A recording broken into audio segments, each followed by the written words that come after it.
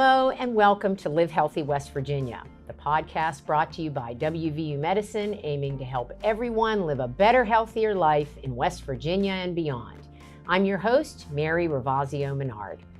August 31st is International Overdose Awareness Day. West Virginia leads the nation in overdose deaths, but the CDC estimates a drop of about 42% in those deaths over the last few years. But that doesn't mean the overdose epidemic is over.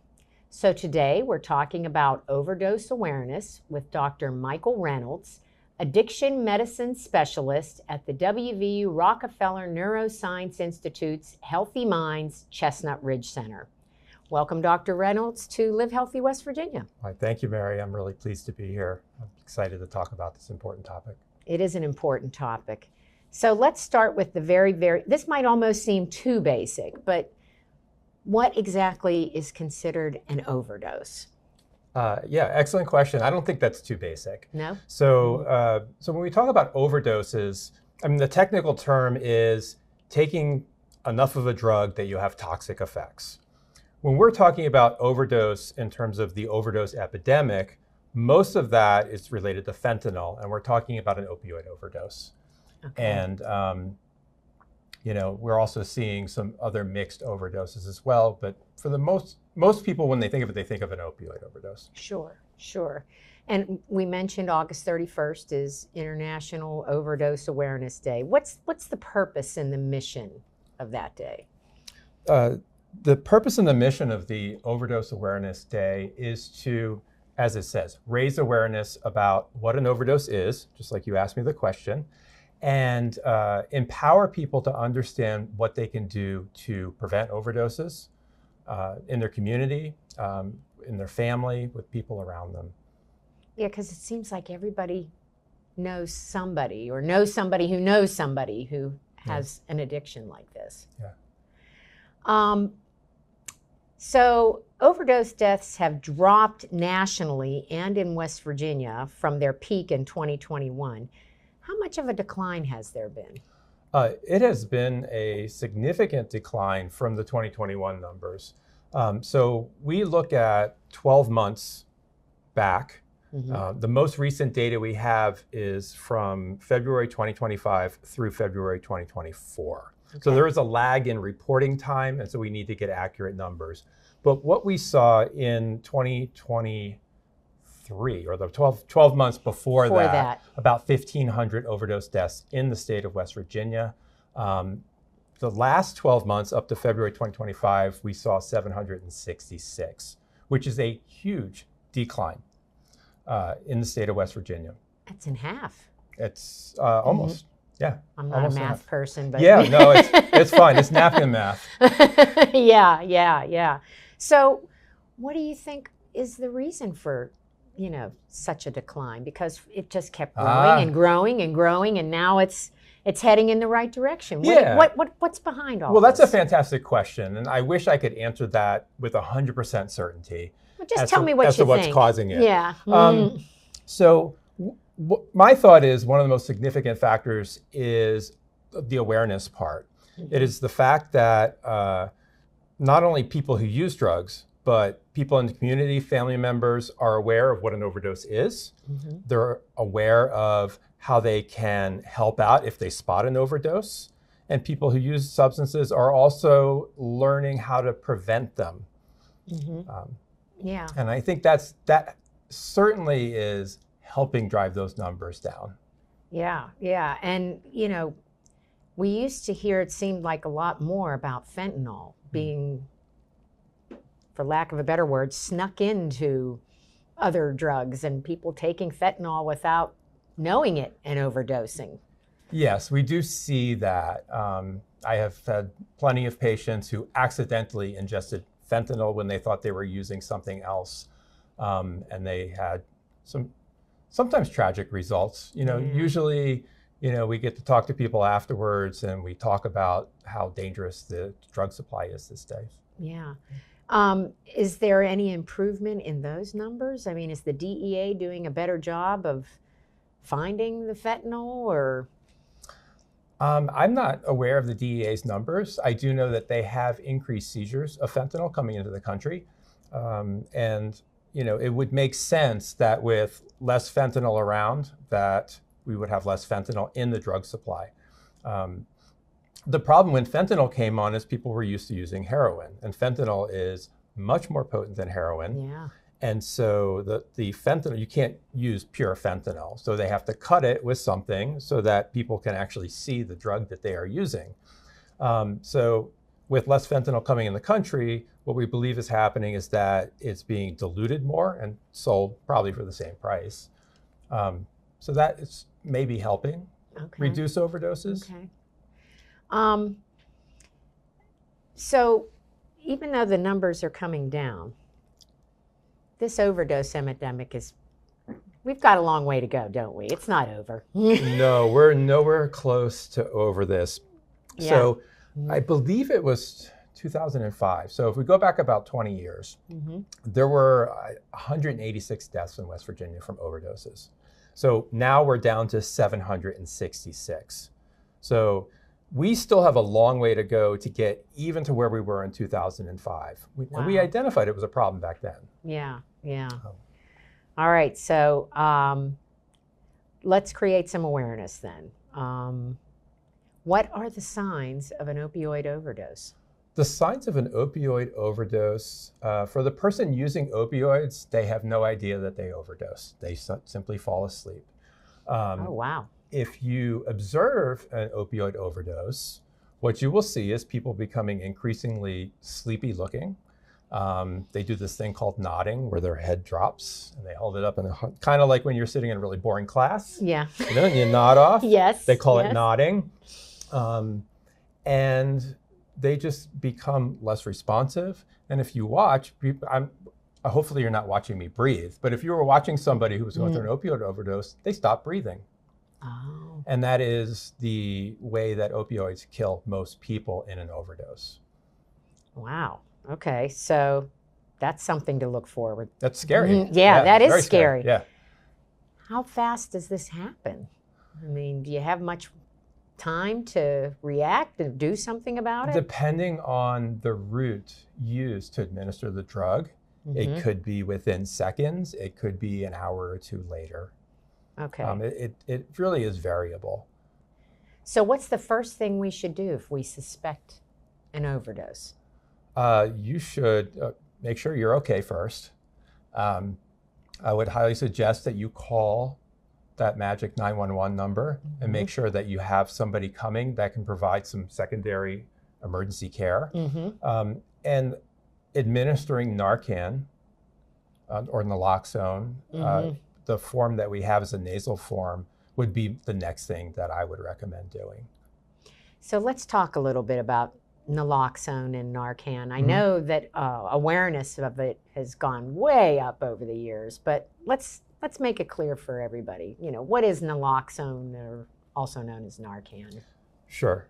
Yeah, we'll give Narcan credit. We'll call it Narcan. Okay, so, whatever you're comfortable with. Yeah, so Narcan is a drug, or naloxone is a drug, that when given will push the opioids off of the receptors in the brain, and that's where it has its activity.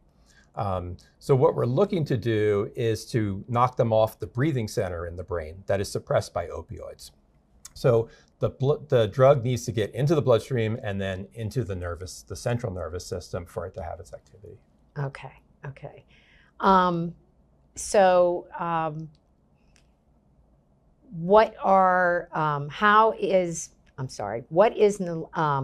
How long does naloxone take to work? Typically, what we're seeing in the community is it's taking about 1 to 2 minutes for the nasal form to work. And if you're waiting 1 to 2 minutes for somebody to come back around and start breathing again, it feels like an eternity. I'll bet. One of the keys there is understanding that it will take a little bit for that to work. If you have training in CPR training, for example, and helping to support somebody, certainly that can be useful during those times.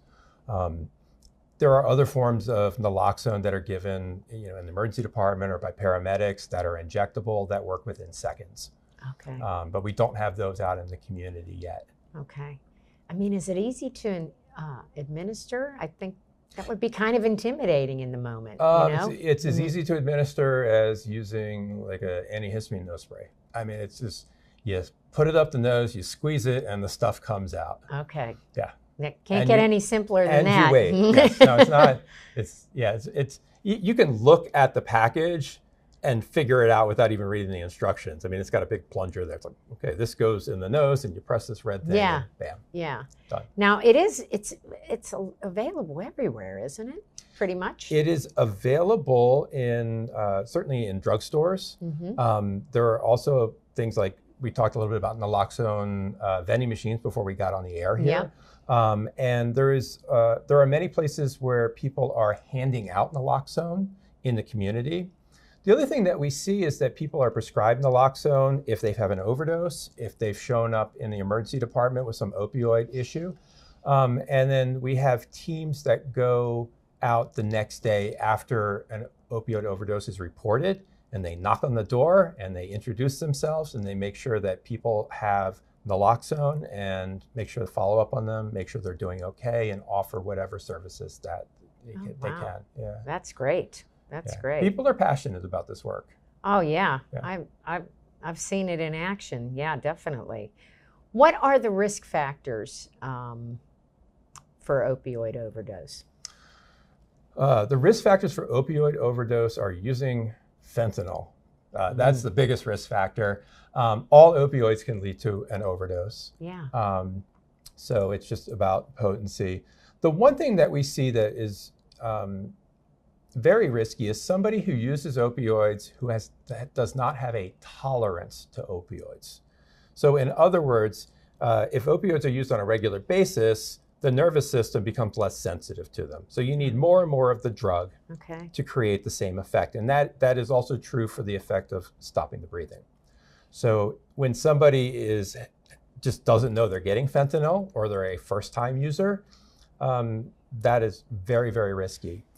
The other thing that we see is very risky is somebody who had been using for a while, was in a situation where they stopped, whether they went into treatment or they were incarcerated, and they lost their tolerance to opioids.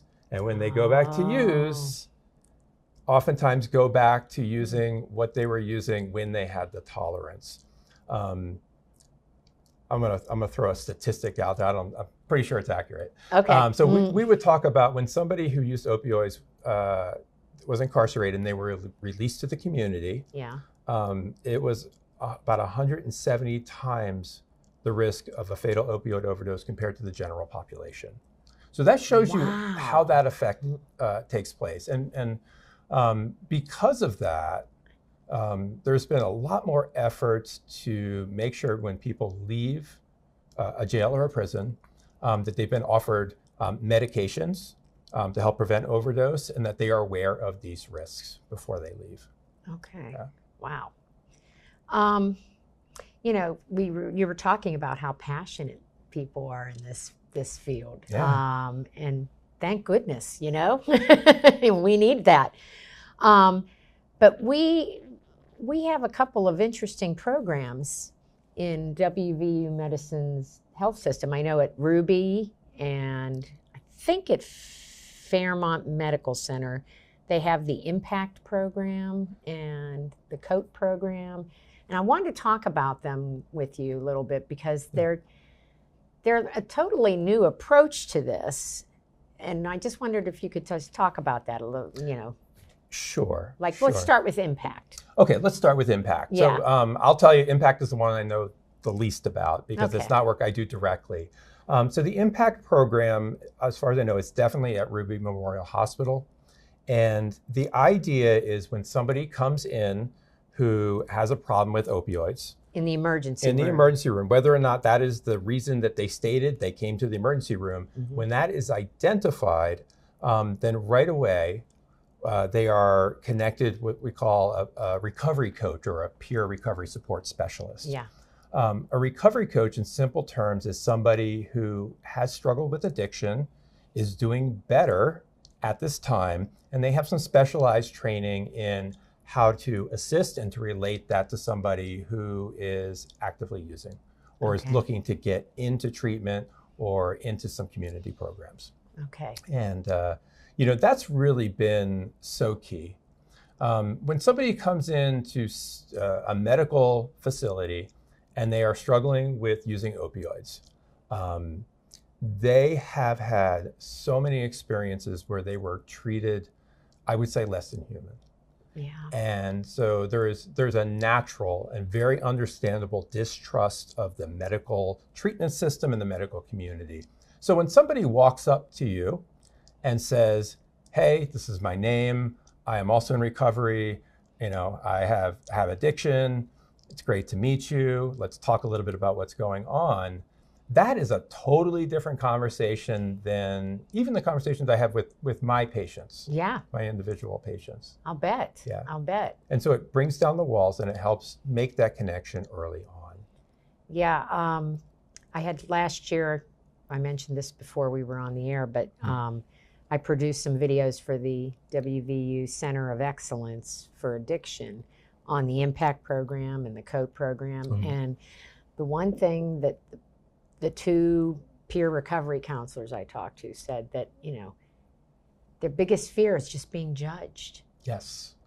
And they just feel like they're being judged by the doctor in the emergency department, or judged by, anybody that's treating them, and they're just going to be written off. But I mean, it just seems like they can break, a peer recovery counselor can just break that down instantly.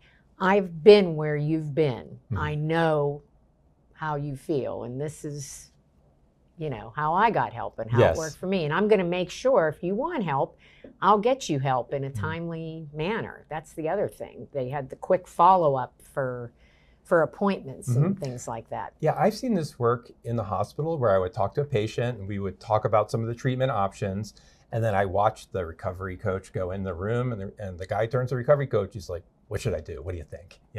Like, do we trust these people? Yeah. And, the recovery coach as an ally is like, I think this is probably a good idea for you to enter into, medical treatment and go to a 28-day program or do something other than go back home where your risk is high. Yeah. And so they are indispensable to the work we do at this point. And what about the COAT program? That's kind of connected to IMPACT. Yeah, so the COAT program has been in action for a number of years now, and it has expanded over time. And the idea behind the COAT program stands for, I believe, Comprehensive Opioid and Addiction Treatment. We've had at times over 500 or 600 patients at a time that are actively in the COAT program. And it is a systematic, if you will, way that we can meet with a large number of people that really need the services to get their opioid addiction under treatment. It's a team approach. It is a very logical approach. There are certainly, rules and things that people need to follow when they're in there as they're learning to embrace the structure that is so important with recovery. Sure. I think the magic of the COAT program is it allows us to reach people because it's done over telemedicine. We reach people all over the state. Oh, yeah. And so with the topography of West Virginia being so rural, it allows us to bring services to people that otherwise just wouldn't have access to them. Yeah. And the COAT program is not only, it's not just meeting with the doctor. It's not just me prescribing buprenorphine for people. It's group therapy, and it's group time with other people that are at the same place in their process of recovery. And it allows us also, if somebody needs other mental health services, or if they need housing, or if they need whatever, like we have somebody there, or we can refer to somebody who can then get them to where they need to go. Yeah, and it seems like taking the stigma out of, treatment of like Suboxone and things like that, because that was the other thing that the peer counselors were telling me, there's like, oh, I don't want to take Suboxone, I don't want to be on something the rest of my life or something. And, it just seems to take that stigma away, which, see, to me, this is overdose awareness too, because, absolutely. and you're meeting people where they are. And yes, the greatest argument that I found for using Suboxone for opioid recovery is meeting somebody who is in recovery on Suboxone, who has gotten their life together, and they are able to function in the world. And you meet these people all the time. You have no idea they're on Suboxone. You have no idea they're in recovery from opioids because they look just like everybody else. Yeah. And they function like everybody else in the community. Yeah. So. Yeah, that's great. It really is. What are some other good resources for those struggling with substance use disorder? So some of the resources we talked about was coming in directly through the medical system. Sure. So many people access us through the emergency department. Some people just contact us directly and say, hey, I hear my friend's on this Suboxone stuff and I want to get on, and my cousin seems like he should get on, so I'm going to try and get him to come too. So that's one way to enter, is through the medical system. There are also so many community resources for people that struggle with addiction. The ones that we have probably the most evidence for their efficacy are what we call like 12-step programs or mutual aid, as they call it, mutual support, all right? So a little similar to the relationship with a peer and a patient, except it is a number of peers, all right? So you are building community with those that have been further along in their recovery. They teach you skills for living, skills to deal with emotions. God forbid you feel, when those emotions come back, it is very, very difficult. And just really how to navigate life. So there are 12-step programs. There are other faith-based programs, whether it's Celebrate Recovery. There are even Buddhism-centered. There are atheist programs. It seems to be based around religions. So there's a program for everyone. There's something for everyone. Yeah. There's one for intellectual people. There's just so many of them, and it doesn't seem to matter which of these you go to, as long as you feel comfortable there, and you can connect with others. That seems to be where people end up doing better. Yeah. In the recovery. Yeah. When they find that. That's great. So I want to talk a little bit, I want you to talk about the depth of experience of the addiction medicine team at Healthy Minds Chestnut Ridge. We got some pretty important, strong people on on our side here at WVU Medicine. So I came to WVU in 2021. I trained in addiction medicine here. Yeah. I'm so pleased that I trained here. We meet with other, not only trainees around the country, but we meet with other addiction specialists from around the country. And I can tell that we have had excellent education here and we have excellent support. So some of this is, there's an old historic figure called Raleigh Sullivan. Oh, I know Raleigh. Goes way back. I worked with Raleigh when he was the host of the WVU Medicine Health Reports. Great guy. Yeah, he's a character. He's a great guy. Yeah. And so he really led the charge many years ago in getting an addiction program over here at WVU. We saw the need in West Virginia long before other people saw it. So it has been evolving since that time.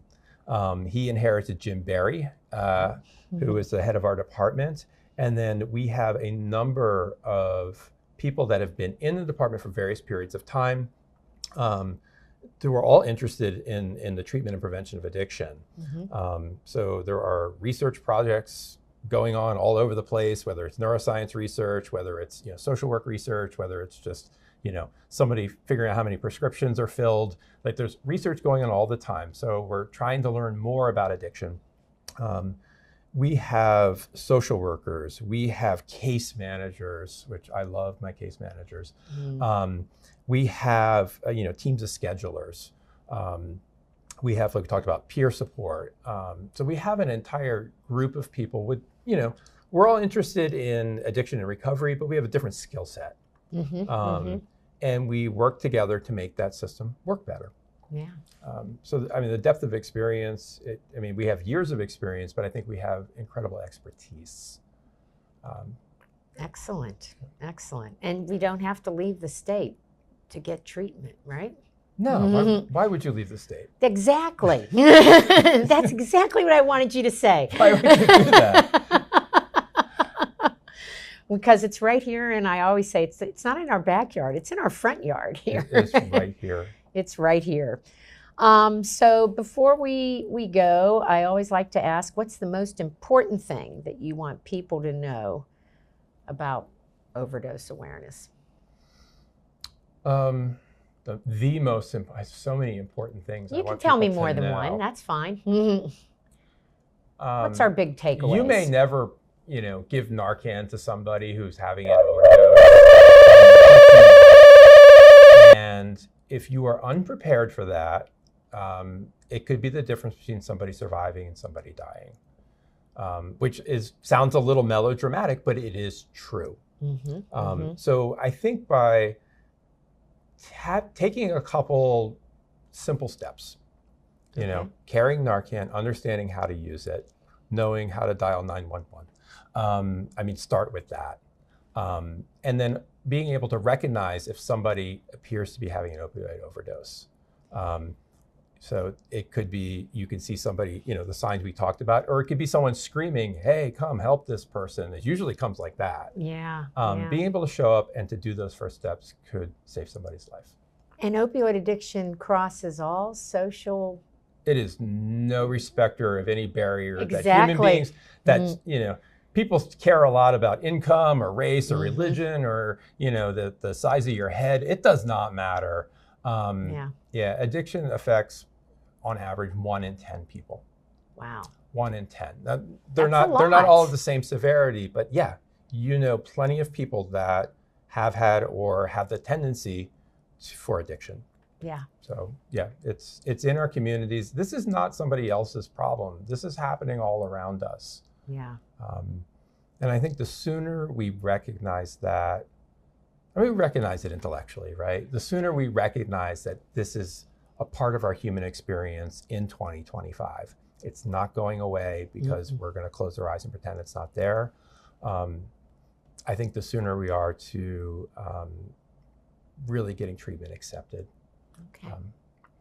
All right. Well, thank you so much for sharing all this helpful information, and we really appreciate it. No, my pleasure. I am just grateful for the opportunity to share these things. I feel very strongly about them. I can tell. Anything we can do to get that message out. All right. Thank you so much. You're welcome. Well, that brings us to the end of this edition of Live Healthy West Virginia. If you're looking for more information about addiction and other behavioral medicine issues, visit wvumedicine.org/RNI. And to find the latest episode and all episodes of Live Healthy West Virginia, visit wvmetronews.com/podcast or the Metro News TV app. I'm Mary Ravazio Menard, and on behalf of Dr. Reynolds and everyone at WVU Medicine, thanks for joining us.